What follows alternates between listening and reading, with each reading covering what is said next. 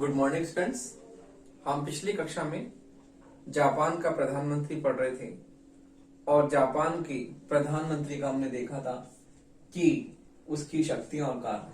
हमने ये पढ़ा था कि उसकी शक्ति जो है राष्ट्र का सर्वोच्च नेता के रूप में भी उसे महत्वपूर्ण शक्ति प्राप्त है कि प्रधानमंत्री राष्ट्र का सर्वोच्च नेता होता है और देश की वास्तविक कार्यपालिका का अध्यक्ष होने के नाते वो संपूर्ण जनता को रिप्रेजेंट करता है, उसका प्रतिनिधित्व करता है। तो इस प्रकार से हम देखते हैं कि सबसे पहले तो अपने दल का नेता होता है और दल का नेता होने के कारण जब उसे बहुमत प्राप्त हो जाता है और बहुमत प्राप्त करके वो प्रधानमंत्री बनता है तो हम देखते हैं कि वो राष्ट्र का सर्वोच्च नेता के रूप में उसे स्थिति प्राप्त हो जाती है।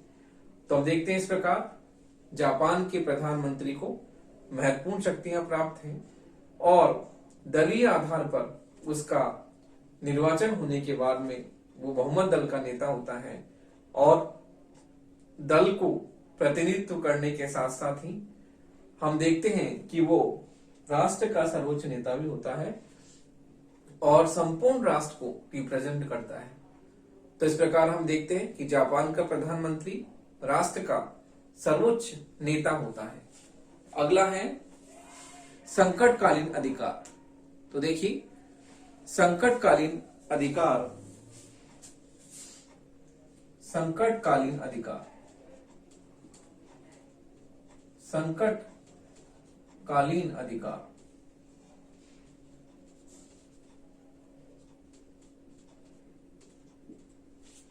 तो देखिए जापानी संविधान में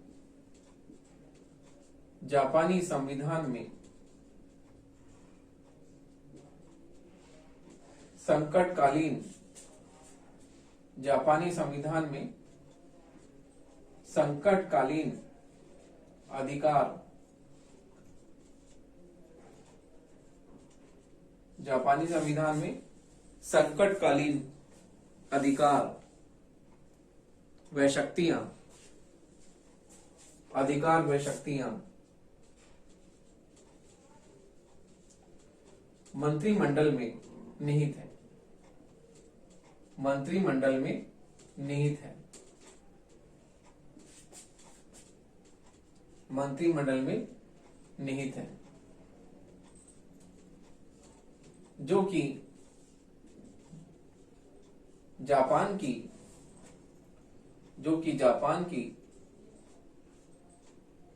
वास्तविक कार्यपालिका, जो कि जापान की वास्तविक, जो कि जापान की वास्तविक कार्यपालिका है, जापान की वास्तविक कार्यपालिका है, कार्यपालिका है। व्यवहार में संकटकालीन शक्तियों का प्रयोग, व्यवहार में संकटकालीन शक्तियों का प्रयोग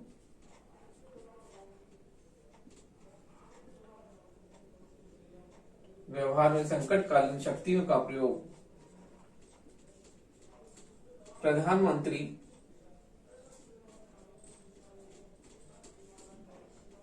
का प्रयोग, संकटकालीन शक्तियों का प्रयोग प्रधानमंत्री द्वारा किया जाता है, प्रधानमंत्री द्वारा किया जाता है।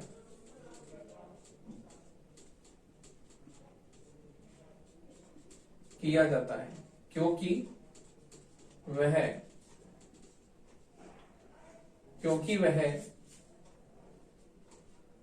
वास्तविक कार्यपालिका का, क्योंकि वह वास्तविक कार्यपालिका का,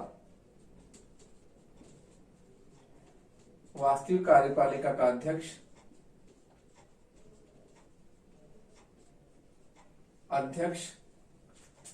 होता है। अध्यक्ष होने के साथ ही, वास्तविक कार्यपालिका का अध्यक्ष होने के साथ ही वास्तविक कार्यपालिका का अध्यक्ष वास्तविक कार्यपालिका का अध्यक्ष होने के साथ ही मंत्रिमंडल का अध्यक्ष मंत्रिमंडल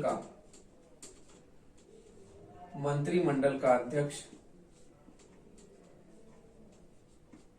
एवं सर्वे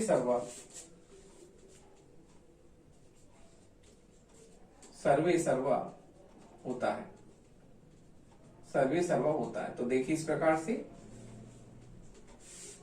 जापान के प्रधानमंत्री को संकटकालीन शक्तियां प्राप्त हैं, क्योंकि जापान में संकटकालीन अधिकार और शक्तियां मंत्रिमंडल में निहित है, जो कि जापान की वास्तविक कार्यपालिका है। तो देखिए जापान में संसदीय शासन व्यवस्था है और इसी कारण से संसदीय शासन व्यवस्था होने के कारण वास्तविक कार्यपालिका का अध्यक्ष जो है जापान का प्रधानमंत्री होता है और संकटकालीन शक्तियों का प्रयोग व्यवहार में प्रधानमंत्री और उसके मंत्रिमंडल द्वारा किया जाता है। तो हम देखते हैं कि जापानी प्रधानमंत्री संकटकालीन शक्तियों का प्रयोग व्यवहार में स्वयं करता है और वह वास्तविक कार्यपालिका अर्थात मंत्रिमंडल का अध्यक्ष एवं सर्वेसर्वा भी होता है। तो देखिए इस प्रकार से जापानी प्रधानमंत्री की हमने जो शक्तियां और अधिकार देखे, उनसे यह स्पष्ट होता है कि जापान में प्रधानमंत्री वास्तविक कार्यपालिका का अध्यक्ष होने के साथ ही राष्ट्र का सर्वोच्च नेता होता है और इस प्रकार उसकी शक्तियां जो है बहुत ही महत्वपूर्ण है। तो हम देखते हैं कि जापानी प्रधानमंत्री की उपयुक्त शक्तियां का हम अध्ययन करने के बाद में ये कह सकते हैं कि जापान का प्रधानमंत्री बहुत ही शक्तिशाली उसके अधिकार और कार्य हैं और जापानी प्रधानमंत्री वास्तव में जो है अपनी महत्वपूर्ण शक्तियों का प्रयोग करते हुए राष्ट्र के सर्वोच्च नेता के रूप में उसे महत्वपूर्ण स्थिति प्राप्त है। अब हम देखते हैं कि प्रधानमंत्री की स्थिति क्या है।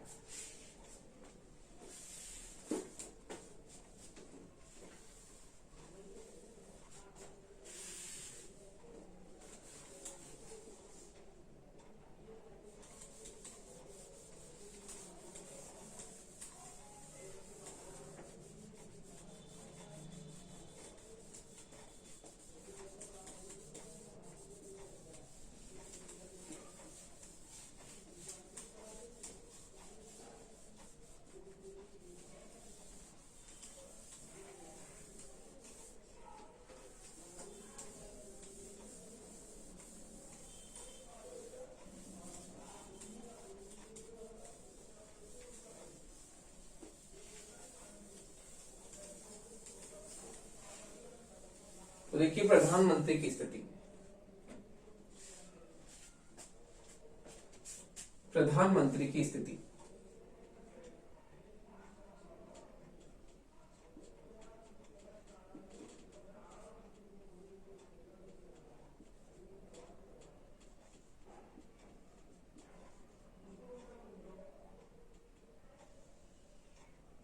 देखिए प्रधानमंत्री को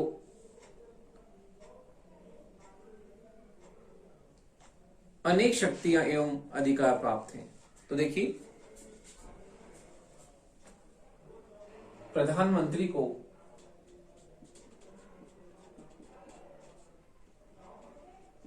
अनेक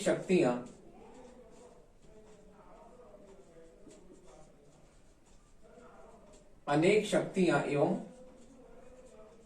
अधिकार प्राप्त है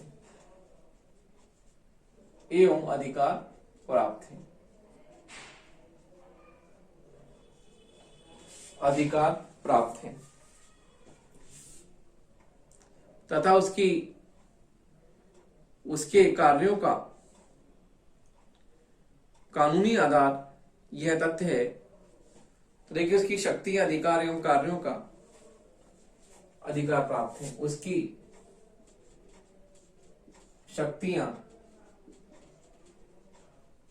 शक्तियां अधिकार एवं कानूनों का एवं अधिकार एवं कार्यों का कानूनी अधिकार कानूनी आधार यह तथ्य है कि वह कानूनी आधार यह तथ्य है कि वह मंत्रिमंडल का अध्यक्ष होता है। वह मंत्रिमंडल का अध्यक्ष होता है।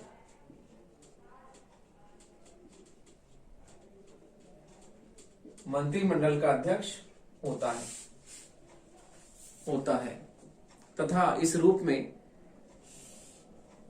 मंत्रिमंडल के निर्माण संचालन इस रूप में वह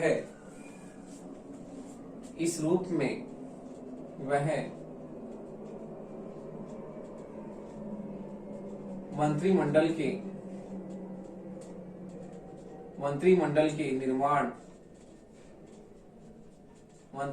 के निर्माण संचालन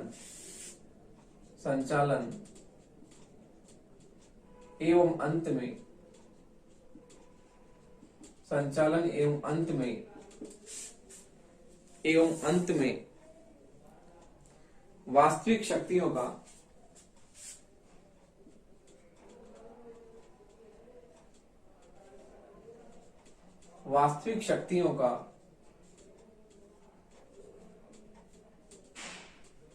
प्रयोग करता है।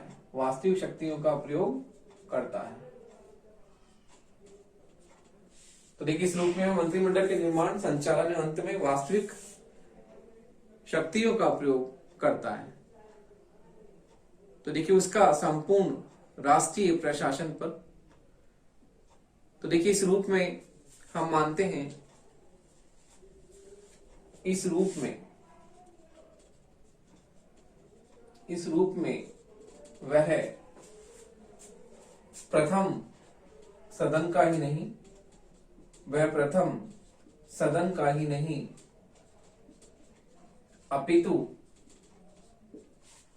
अपितु मंत्रिमंडल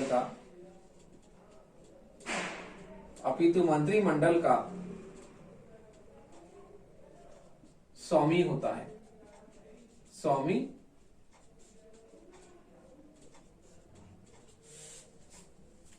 मंत्रिमंडल का स्वामी होता है। तो देखिए उसका संपूर्ण राष्ट्रीय प्रशासन पर नियंत्रण होता है। उसका संपूर्ण राष्ट्रीय प्रशासन पर नियंत्रण होता है। संपूर्ण राष्ट्रीय प्रशासन पर नियंत्रण होता है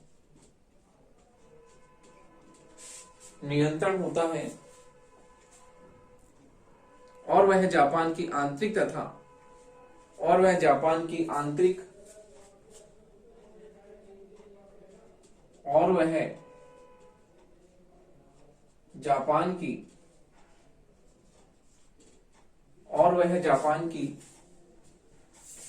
तथा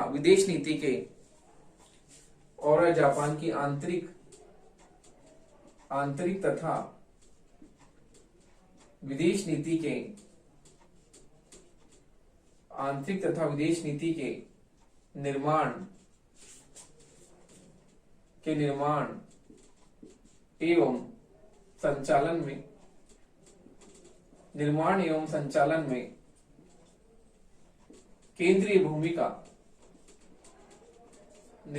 संचालन में केंद्रीय भूमिका निभाता है। निर्माण एवं संचालन में केंद्रीय भूमिका निभाता है। तो इस प्रकार से हम देखते हैं कि जापानी प्रधानमंत्री को अनेक शक्ति एवं अधिकार प्राप्त हैं और उसका कानूनी आधार यह शक्तियों का कि वह मंत्रिमंडल का अध्यक्ष होता है। तो मंत्रिमंडल का अध्यक्ष होने के नाते वह मंत्रिमंडल का सर्वेसर्वा होता है और मंत्रिमंडल के संचालन, निर्माण एवं अंत में अपनी वास्तविक शक्तियों का प्रयोग उसके द्वारा किया जाता है। इस रूप में वह मंत्रिमंडल का स्वामी होता है और संपूर्ण राष्ट्रीय प्रशासन पर उसका नियंत्रण होता है वह जापान की आंतरिक तथा विदेश नीति के निर्माण के संचालन में भी अपनी केंद्रीय भूमिका निभाता है। तो हम देखते हैं इस प्रकार से जापान में प्रधानमंत्री की महत्वपूर्ण स्थिति उसे प्राप्त है और उसकी शक्तियों के आधार पर हम यह कह सकते हैं कि मंत्रिमंडल का वह स्वामी होता है और इसके साथ साथ ही वह जो है संपूर्ण प्रशासन उसी के द्वारा होता है। हम आगे देखते हैं जापानी संविधान द्वारा सम्राट की शक्तियों का। तो देखिए जापानी संविधान में जापानी संविधान द्वारा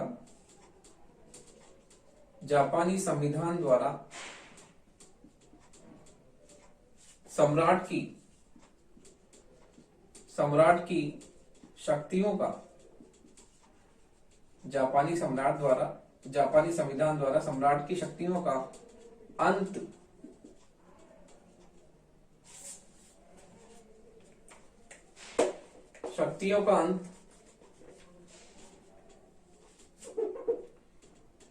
कर दिया गया है। जापानी सम्राट की शक्तियों का अंत कर दिया गया है और उसकी समस्त कार्यपालिका शक्तियां, तो देखिए उसकी समस्त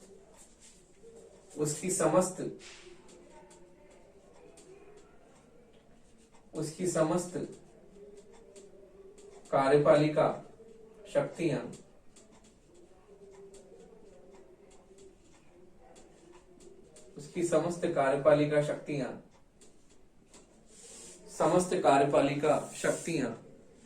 मंत्रिमंडल के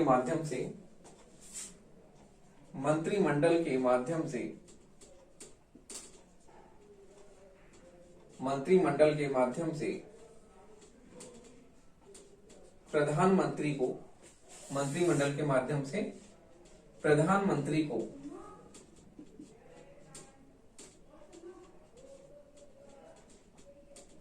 प्राप्त हो गई है।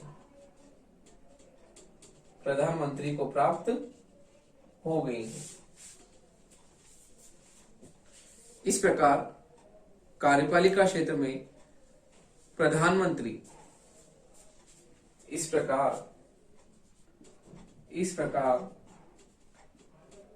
कार्यपालिका क्षेत्र में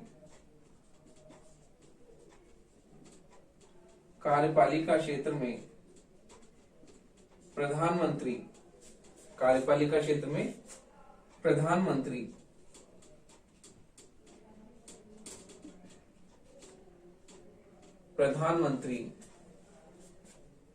शक्तिशाली बन गया है। प्रधानमंत्री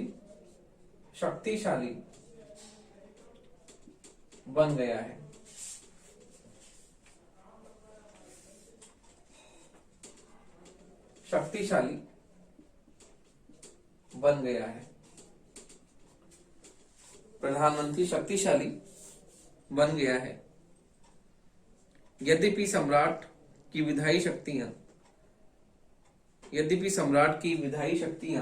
डाइट को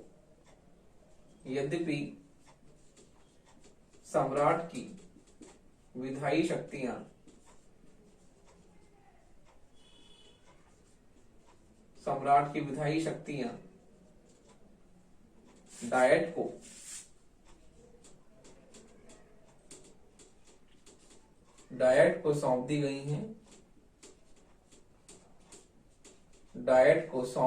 हैं।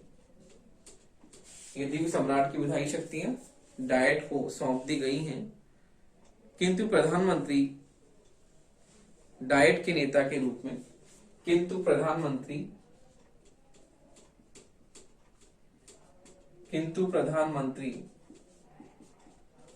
डायट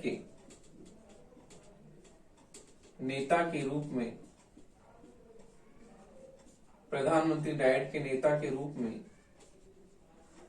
इन विधायी शक्तियों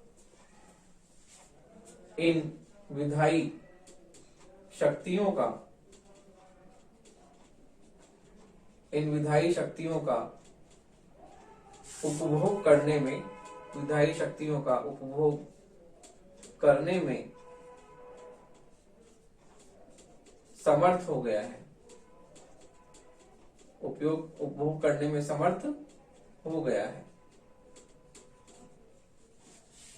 तो देखिए, इस प्रकार हम देखते हैं कि जापानी संविधान ने सम्राट की शक्तियों का अंत कर दिया है। जहां पुराने मेजी संविधान ने सम्राट की शक्तियों को जो है बिल्कुल उसकी शक्तियां असीमित अमर्यादित थी और वो शासन में सर्वोच्च भूमिका उसे प्राप्त थी। लेकिन जापानी संविधान में जो नया संविधान बना, जिसे हम शोवा संविधान के नाम से जानते हैं, तो नए संविधान के अंतर्गत जापान के सम्राट की शक्तियों का पूर्णतः अंत कर दिया और उसका अंत करने के बाद में समस्त कार्यपालिका शक्तियां मंत्रिमंडल में निहित हो गई।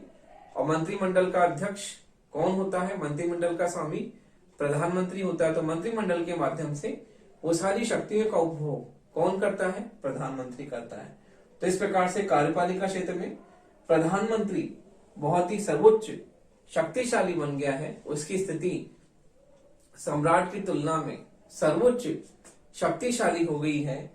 और यद्यपि सम्राट की विधायी शक्तियां डाइट को सौंप दी गई हैं, जो सम्राट को पहले प्राप्त थी विधायी शक्तियां वो डाइट को दे दी गई हैं। और हम देखते हैं कि प्रधानमंत्री डाइट के नेता के रूप में इन विधायी शक्तियों का उपभोग करने में जो है समर्थ हो गया है। तो इस प्रकार हम देखते हैं कि जापानी संविधान ने सम्राट की शक्तियों को बिल्कुल शून्य कर दिया है और उसके स्थान पर प्रधानमंत्री को सर्वशक्तिमान बना दिया गया है। तो इस प्रकार हम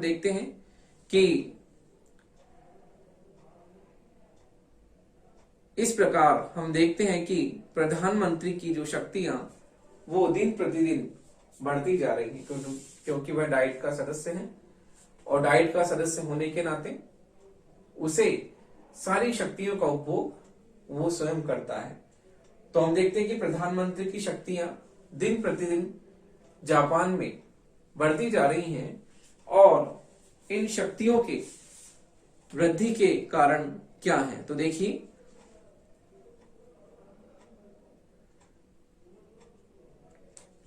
तो देखिए व्यवहार में प्रधानमंत्री डाइट को नियंत्रित करता है, उसका नेतृत्व करता है, लेकिन डाइट की तुलना में उसकी शक्ति जो है दिन प्रतिदिन बढ़ती जा रही है। तो हम देखते हैं कि डाइट का नियंत्रण और निर्देशन भी प्रधानमंत्री के द्वारा ही किया जाता है। प्रधानमंत्री डाइट को नियंत्रित निर्देशित करता है और इस प्रकार हम देखते हैं कि डाइट पे भी उसका नियंत्रण जो है पूरी तरह से बना रहता है। तो हम देखते हैं कि वर्तमान में जापानी संविधान में प्रधानमंत्री की स्थिति जो है डाइट पर भी नियंत्रण की स्थिति उसे प्राप्त है। तो हम देखते हैं कि जापानी संविधान में प्रधानमंत्री को जो है डाइट से भी उसे अच्छी स्थिति प्राप्त है। तो उसकी शक्तियों में जो वृद्धि हो रही है उसके प्रमुख कारण क्या है? तो देखिए हम देखते हैं कि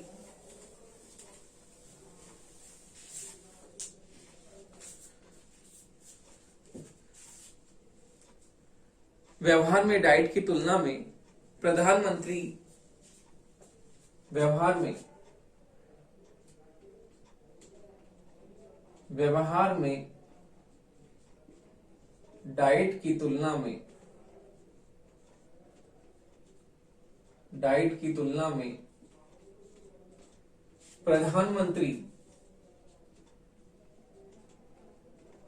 प्रधानमंत्री की शक्तियों में वृद्धि के दो प्रमुख कारण हैं। शक्ति वृद्धि के दो प्रमुख कारण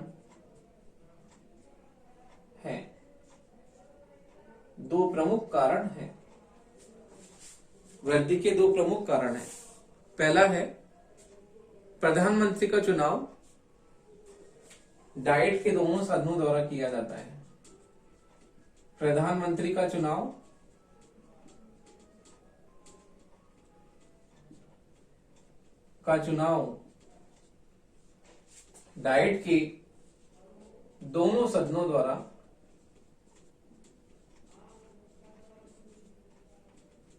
डाइट के दोनों सदनों द्वारा किया जाता है।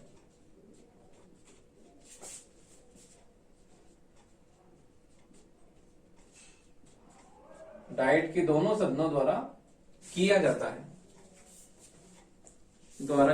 है। अतः डाइट के दोनों सदनों में उसका प्रभाव होता है।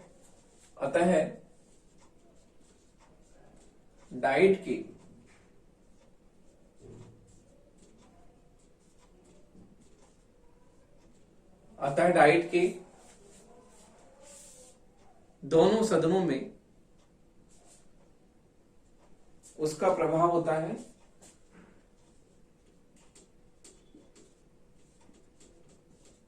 डाइट के दोनों सदनों में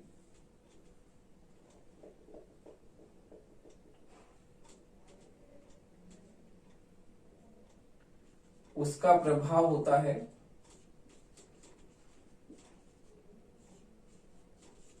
डाइट के दोनों सदनों में उसका प्रभाव होता है।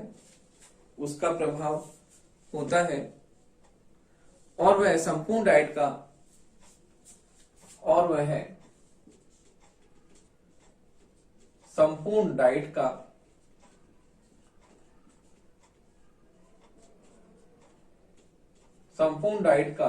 नेतृत्व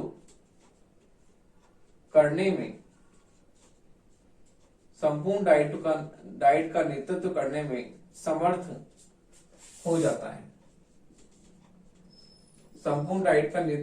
में समर्थ हो जाता है। अगला है, प्रतिनिधि सदन में प्रधानमंत्री का बहुमत होता है। प्रतिनिधि सदन में प्रधानमंत्री को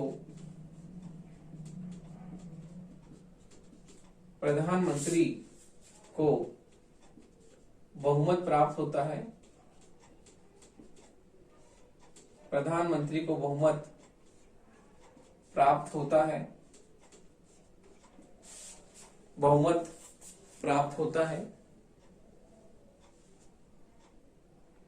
यदि किसी विशिष्ट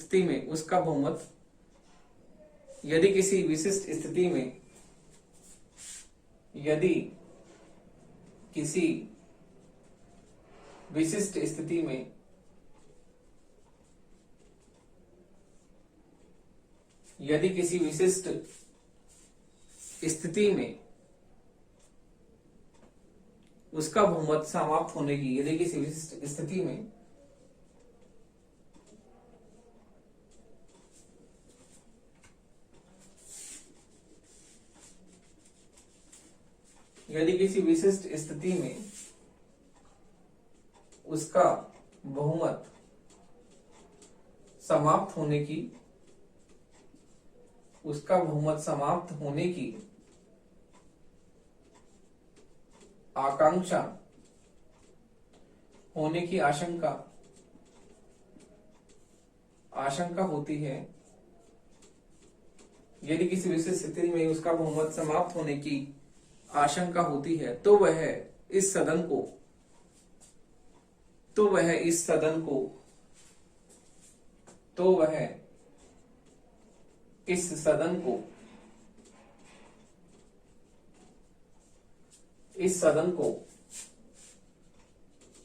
भंग करने की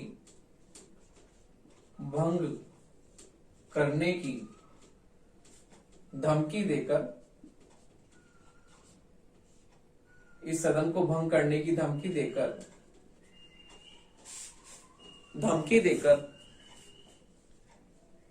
इसमें अपना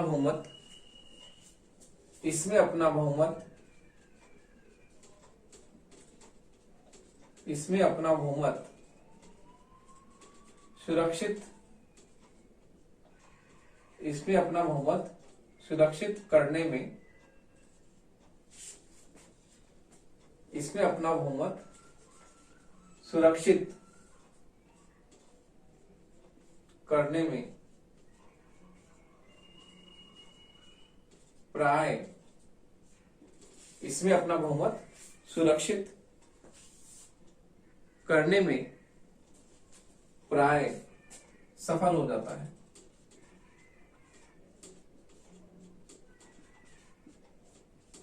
तो देखिए, इस प्रकार हम देखते हैं कि आज डाइट की तुलना में भी जापान के प्रधानमंत्री की शक्तियां जो है बढ़ रही हैं, और इसके प्रमुख कारण है कि वह डाइट के दोनों सदनों द्वारा उसका चुनाव किया जाता है और संपूर्ण डाइट का नेतृत्व वो करता है।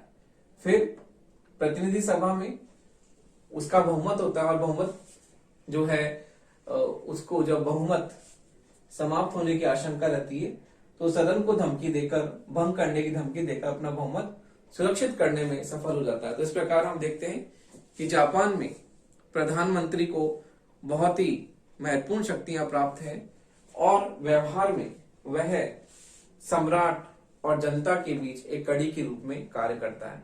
तो इस प्रकार हम देखते हैं कि जापान में संसदीय शासन व्यवस्था है, और संसदीय शासन व्यवस्था होने के कारण जापानी प्रधानमंत्री को जो है महत्वपूर्ण शक्तियां प्राप्त हैं, और मंत्रिमंडल का वह वास्तविक अध्यक्ष होता है, स्वामी होता है, और उसी के द्वारा जो है संपूर्ण कार्यों का संचालन जो होता है बहुत ही कुशलता पूर्वक किया जाता है।